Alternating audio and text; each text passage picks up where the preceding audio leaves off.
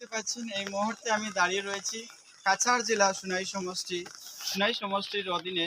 এটা হচ্ছে দক্ষিণ জাঞ্জারবালি, যেটা আমি বর্তমানে দাঁড়িয়ে রয়েছি। যে দক্ষিণ জাঞ্জারবালি যে রাস্তা, এই রাস্তা দিয়ে প্রায় আপনার জারলতলার যে গ্রাম, যে জারলতলার গ্রামের দক্ষিণ জাঞ্জারবালি গ্রামের আরো অন্যান্য গ্রাম রয়েছে পিছনে, এই গ্রামের মানুষ এই রাস্তা দিয়ে যাতায়াত করেন। তো দেখতে পাচ্ছেন বর্তমানে এখানে রয়েছি, এই রাস্তায় বর্তমানে ফ্লাড এফেক্টেড হয়েছে।